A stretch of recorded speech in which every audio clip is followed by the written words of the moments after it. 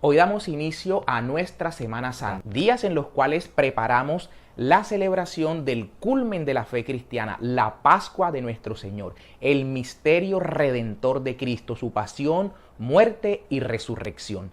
Empezamos precisamente el domingo que llamamos Domingo de Ramos y vamos a reflexionar sobre lo que celebramos en este día, que podríamos resumirlo en dos aspectos centrales. El primero, la conmemoración de la entrada triunfal de Jesús a Jerusalén. Y el relato que nos dan los evangelistas sobre esta entrada de Jesús a Jerusalén tiene un componente eminentemente mesiánico, el rey, el heredero del trono de David. Vamos a mirar algunos aspectos que los evangelios nos narran en el sentido de cómo en Jesucristo y su entrada triunfal a Jerusalén quedan consumadas aquellas figuras del Antiguo Testamento que anunciaban al Mesías y precisamente anunciaban que entraría a Jerusalén glorioso, aclamado y reconocido como tal, como el sucesor del trono de David. Efectivamente vamos a poner nuestra atención incluso desde antes que el Señor entrara, es decir, en la marcha que va haciendo desde Galilea hacia Jerusalén. Vamos a ver un acontecimiento muy importante y es el ciego Bartimeo que se encontraba en el camino. Cuando Jesús va pasando, este ciego lo aborda y le dice: Jesús, hijo de David, ten compasión de mí. Estas palabras, hijo de David, son las que el evangelista va a poner como el eje central de todo su relato. Y en efecto, el Señor sana a este ciego, el cual se incorpora y se pone a marchar junto con los que seguían al Señor. Podemos imaginar ese milagro hecho por el Señor en medio de esta multitud y cuál sería a partir de este milagro el gozo con el cual estas personas marchaban detrás de Jesús hacia Jerusalén. Con ese milagro que seguramente ponía a tope el ánimo de los peregrinos, vamos entonces a introducirnos a la llegada ya de Jesús a Jerusalén. Precisamente estando ya en el Monte de los Olivos, el Señor va a mandar a dos de sus discípulos a que vayan y desaten a un burrito que se encuentra atado en una vid. Narración esta que a cualquiera le puede pasar desapercibido. Pero aquí lo que está haciendo el evangelista es mostrarnos el cumplimiento de una profecía mesiánica. Como ya desde el Génesis, en el capítulo 49, cuando Jacob empieza a bendecir a su descendencia y bendice a Judá, le dice que de Judá no se va a apartar el trono, el bastón de mando, y que ese trono y bastón de mando permanecerá en la casa de Judá hasta que llegue aquel a quien todos los pueblos le deben obediencia. Hasta allí pareciera un relato normal y que tal vez no tenga conexión con esto que estoy contando de Jesús llegando a Jerusalén. Pero el verso siguiente nos va a decir que aquel a quien todos los pueblos le deben obediencia, sobre el cual recaerá y retendrá el trono de la casa de Judá, es aquel que ata su burrico en la vid. O sea que cuando Jesús manda a desatar el burrito de la vid, lo que está es proclamando sobre sí el cumplimiento de esa profecía mesiánica. Segundo aspecto importante y que tiene que ver con el carácter mesiánico, la connotación de rey en cabeza de Jesús, es que el hecho de ir a desatar un burrito que no era de su pertenencia es solo un derecho que reivindica para sí el rey. El rey tenía derecho a intervenir los medios de transporte de sus súbditos. Por tanto, el Señor va a decir: si te preguntan que por qué lo desatan, díganle que el Señor lo necesita. Eso es un derecho de la realeza y por tanto es lo que los evangelistas nos quieren mostrar en estos pasajes, que se va a corroborar con lo siguiente. Cuando el burrito le es llevado al Señor, los evangelistas van a decir que se ponen mantos sobre el burrito, que precisamente denotan tradiciones de la realeza, pero el detalle central va a estar en lo siguiente. Lo que es Marcos y Mateo nos van a narrar que Jesús se sube al burrito, pero Lucas va a tener un detalle más importante y nos va a decir que lo subieron al burrito. ¿Por qué digo un detalle importante? Porque en el Antiguo Testamento, en el primer libro de los Reyes, vamos a ver cuando David da la orden de que su hijo Salomón sea ungido como rey. ¿Qué va a decir David? Que su hijo sea montado sobre su asno y que sea ungido por el profeta Natán y por el sacerdote Sadoc. Pues bien, esta parte de las Escrituras, cuando se nos dice que Jesús, luego de tender mantos, es subido al burrito, lo que se nos está contando es que el descendiente de David, que es ungido y que ya no va a ser ungido por un profeta y por un sacerdote, sino que él mismo es profeta y sacerdote, y lo vamos a enfatizar cuando hablemos del Jueves Santo. Por lo pronto es simplemente ver cómo esas figuras del Antiguo Testamento están teniendo consumación en la persona de Jesucristo. Y continúan los relatos de la entrada triunfal de Jesús a Jerusalén, contándonos que quienes le acompañaban se quitaban sus mantos y los arrojaban al paso del Señor Jesús. Otros decían que los mantos eran puestos sobre el burrito para que el Señor Jesús se subiese. Esto de quitar los mantos y de ponerlos, bien sea en el camino, bien sea sobre el burrito, también reivindica sobre Jesús una tradición judía sobre la realeza. En el segundo libro de los Reyes vamos a ver cuando es proclamado rey Jehú, cómo los que reciben la noticia de que Jehú es proclamado rey empiezan a tender sus mantos sobre el suelo al paso de Jehú. Entonces, todos estos aspectos de los que hemos hablado tienen que ver con Jesucristo como el Mesías esperado, el descendiente de David del cual se hablaba. Y es que justamente desde que el ángel anuncia a María que va a concebir un niño, el ángel claramente le dice que ese niño heredará el trono de David su padre y su reino no tendrá fin. Estos pasajes entonces de la entrada triunfal de Jesús a Jerusalén, repito, dan consumación a todas esas profecías davídicas y al anuncio del ángel sobre el nacimiento del Mesías. Ahora sigue el texto contándonos que tomaban ramas y las agitaban, las tiraban también al camino y lo aclamaban con el Hosana, Hosana. Vemos que esta expresión del Hosana que se encuentra en el Salmo 118, en un primer momento hacía referencia simplemente a una especie de exclamación de ayuda que los sacerdotes, generalmente en las fiestas de las tiendas, daban 7 vueltas al altar exclamando el Hosana, Hosana, Hosana, que podría significar simplemente ayuda, pidiendo que Dios los bendijera con la lluvia. Ese era básicamente el sentido primario de esta exclamación Hosana, que empezó a tomar luego un vuelco mesiánico ya para cuando Jesucristo hace presencia. En efecto, cuando vemos el Salmo, va a decir también, bendito el que viene en nombre del Señor. Si bien este Salmo era utilizado por los sacerdotes ya en Jerusalén y lo pronunciaban como una especie de bendición sobre los peregrinos que llegaban a Jerusalén, tanto que el versículo siguiente va a decir, os saludamos desde la casa del Señor. Entonces era una especie de bienvenida que se le daba a los peregrinos que llegaban con ocasión de las fiestas a Jerusalén. Pero repito que esto fue cobrando un sentido mesiánico y es la manera entonces como se entiende que cuando estas personas aclamaban a Jesús en este sentido, lo que lo estaban era reconociendo como el Mesías esperado, el Hijo de David, que vendría a reinar sobre la casa de Israel. Pero el Domingo de Ramos no tiene para nosotros solo esta connotación festiva del reconocimiento del reinado del Señor. Por tanto, en el Domingo de Ramos tenemos la lectura de la pasión del Señor, en la cual se nos proclama la muerte de nuestro Señor Jesucristo, y entramos también en ese ambiente atendiendo a las celebraciones que tendrán lugar en el Triduo Pascual. Y en efecto, este Triduo Pascual va a iniciar con la misa vespertina de la Cena del Señor el Jueves Santo. El Triduo Pascual realmente son el viernes de la Pasión y Muerte del Señor, el sábado, que sería un día alitúrgico y que en la noche tenemos la gran vigilia pascual, y el día domingo, que es el día de la Pascua de Resurrección de nuestro Señor.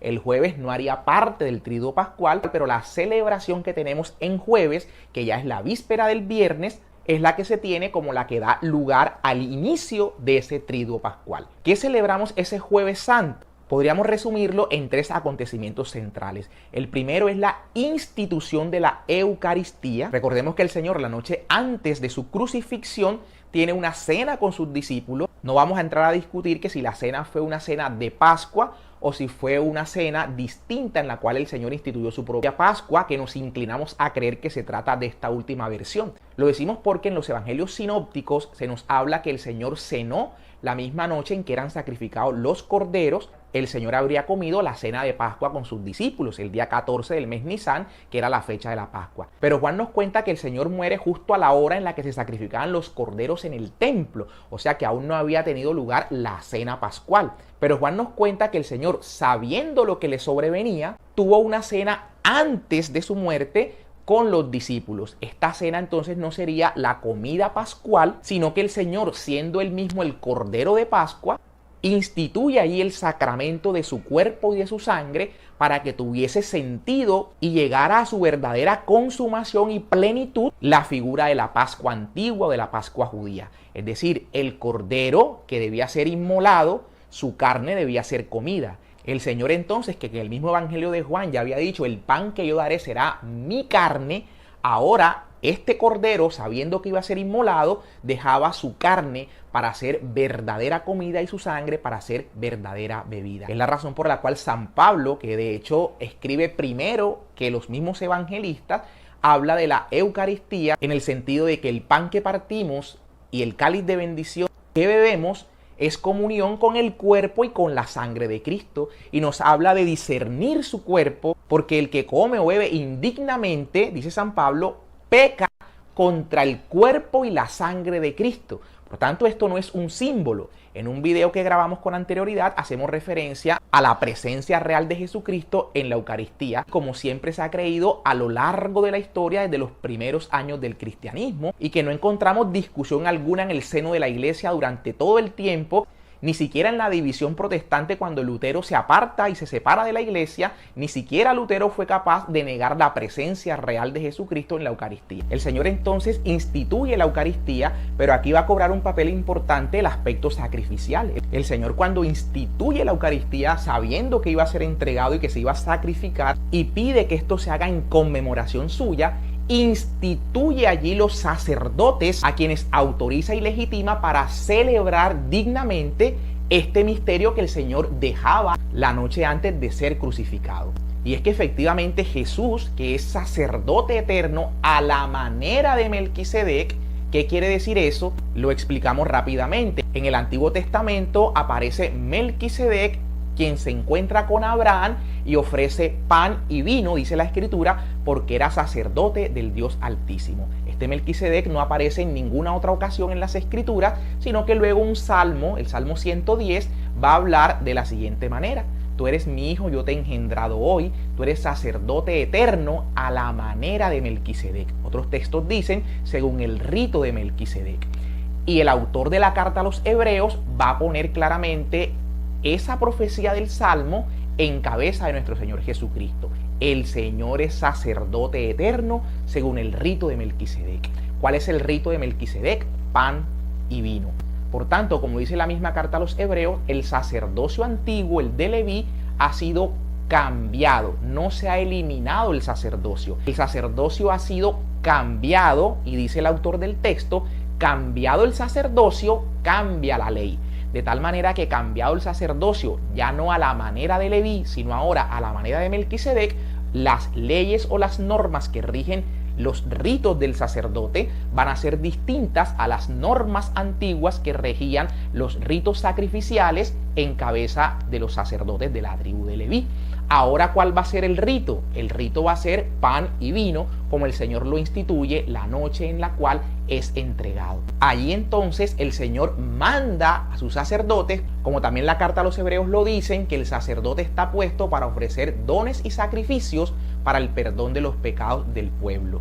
El Señor Jesucristo, que es quien se sacrifica y que es el único capaz de obrar el perdón y la redención del género humano, lo que ha querido es que su sacrificio sea perpetuado por los sacerdotes, a quien encomienda el ofrecer este pan y este vino como su cuerpo y como su sangre. Se trata del mismo sacrificio de Cristo que en la liturgia se actualiza. Es como si en cada celebración litúrgica estuviéramos en el Calvario, aquella misma vez en la cual el Señor se entregó, y las gracias de ese sacrificio redentor son aprovechadas por quien participamos del cuerpo y de la sangre del Señor. Ahora somos santificados por la ofrenda del cuerpo de Cristo, como dice la carta a los Hebreos. Y en esta misma celebración de Jueves Santo tiene lugar el lavatorio de los pies. Quiero señalar algo importante de este simbolismo, el lavatorio de los pies, y hago referencia al momento cuando Jesús llega a lavar los pies de Pedro, y Pedro le dice: Señor, ¿lavarme tú a mí los pies? Jamás. Jesús le va a decir: Pedro, si no te lavo a ti los pies, no tienes nada que ver conmigo. Entonces Pedro le va a decir: bueno, Señor, si es así, entonces no me laves solo los pies, lávame también las manos y la cabeza, dice Pedro.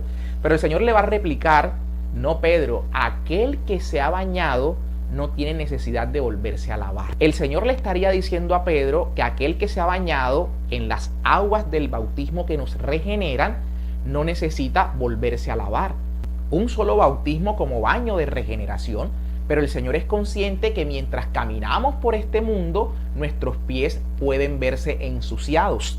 Y es la razón por la cual nos permite que mientras caminamos, aun cuando no debamos volvernos a bañar, podamos lavar nuestros pies en el sacramento de la confesión o de la penitencia. El Señor en el Evangelio de Juan, después de haber obrado la redención, después de resucitar, sopla sobre sus discípulos, les dice: reciban el Espíritu Santo, y con esa autoridad que Jesús ha recibido del Padre, ahora la entrega a sus apóstoles para que a quienes ellos perdonen los pecados les queden perdonados, y a quienes ellos se los retengan les queden retenidos. Y cierro diciendo que este simbolismo del lavatorio de los pies va a tener también importancia el mandamiento del amor. Jesucristo va a decir: si yo, siendo el maestro, le he lavado los pies a ustedes, hagan lo mismo ustedes, lávense los pies unos con otros. En esa misa del Jueves Santo, ya para cerrar, es importante tener en cuenta que al llegar a la celebración debemos encontrar el sagrario abierto y debemos comulgar con las hostias que ese día se consagran, justamente para significarnos que ese es el día en el cual se instituye la Eucaristía. Y al día siguiente, el Viernes Santo, como no hay Eucaristía, sino celebración de la pasión y muerte del Señor, comulgamos con las hostias que se han consagrado en la celebración eucarística del Jueves Santo. Así que el Viernes Santo entonces celebramos la pasión y muerte de nuestro Señor. Se suele hacer a la hora de las 3 de la tarde. Cobra un aspecto importante en la celebración de este Viernes Santo la oración universal. La Iglesia ora ampliamente por todo el mundo y es importante estar con el Espíritu unido a esta oración universal. Y ese mismo día tiene lugar la adoración del misterio de la cruz, de la redención de nuestro Señor. Adoramos a Cristo que nos redimió en la cruz del Calvario. Y para eso se hace un gesto de veneración a la cruz, porque entendemos que no el pedazo de madera al cual se le hace el gesto, sino el misterio de la cruz. Allí se obró nuestra redención, y por eso, como dice San Pablo, nos gloriamos en la cruz de Cristo, en su misterio redentor. Llegado el Sábado Santo, es un día alitúrgico, no hay sacramentos. Se sugiere que se hagan las laudes, el oficio de lectura. Es un día en el que el Señor descendió al Hades y sería bueno meditar en eso. ¿Qué sería de la vida nuestra si Cristo no hubiese resucitado? Dice San Pablo: si Cristo no hubiera resucitado, vana sería nuestra fe. Entonces el sábado es un día en el que estamos en absoluta reflexión, meditación, con María esperando la resurrección de nuestro Señor, y precisamente en la noche tiene lugar la gran vigilia pascual. Para no extenderme más, voy simplemente a anunciar los 4 aspectos fundamentales de esta vigilia pascual. Lo primero es lo que llamamos el lucernario, que tiene que ver también con la bendición del fuego. Se enciende el cirio pascual que simboliza a Cristo. Y de este cirio pascual, todas las velitas que vamos llevando nosotros, como si fueran nuestra vida, se van encendiendo del cirio pascual. Y de los que hayan encendido de ese cirio pascual, podrán sí encender las velas de los hermanos, y es un signo de comunión muy bonito. Cristo, su luz, Él que es la luz del mundo, es quien enciende en nosotros también la luz y la llama de su amor. Y nosotros, solamente habiendo sido encendidos en la luz de Cristo, podremos transmitir esa luz. En ese momento se procederá a entonar el pregón pascual o el Exsultet, este himno preciosísimo que incluso por su importancia puede ser entonado desde el ambón. Recordemos que el ambón en la liturgia nuestra está reservado exclusivamente para la palabra de Dios. Excepción de eso, que en el ambón se pueden hacer las peticiones de la oración universal, es posible que se hagan allí, y también el pregón pascual. Del resto no se permite que nada más sea proclamado desde el ambón. Por eso un llamado muy afectuoso a que no utilicemos el ambón para hacer anuncios al final, dar testimonios en el ambón, entre otras cosas. Incluso recordemos que el lugar privilegiado para que el sacerdote, luego de proclamar la palabra de Dios, proceda con la homilía es la sede. Debería ser el lugar donde el sacerdote hable al pueblo de la palabra de Dios que ha sido proclamada. Pero la liturgia permite que en el ambón, si por alguna razón desde la sede no es posible, el sacerdote desde el ambón pueda proceder con la homilía. Pero el privilegio lo tiene la sede. Luego del pregón pascual va a tener lugar la liturgia de la palabra, va a ser extensa. 7 lecturas del Antiguo Testamento, cada una con su salmo responsorial. Luego vamos a pasar a la epístola, ya a los textos del Nuevo Testamento. Pero aquí la liturgia sugiere algo precioso, que es el de proceder con el Gloria, con el himno maravilloso del Gloria, que había estado silenciado por todo este tiempo de Cuaresma, bueno, salvo en las solemnidades que pudimos celebrar dentro de la Cuaresma, pero por regla general el gloria estaba suprimido. Lo mismo va a pasar con el aleluya, que también debe entonarse con toda la solemnidad porque había estado suprimido durante todo este tiempo cuaresmal. Cerramos esta fase y procedemos con la liturgia bautismal.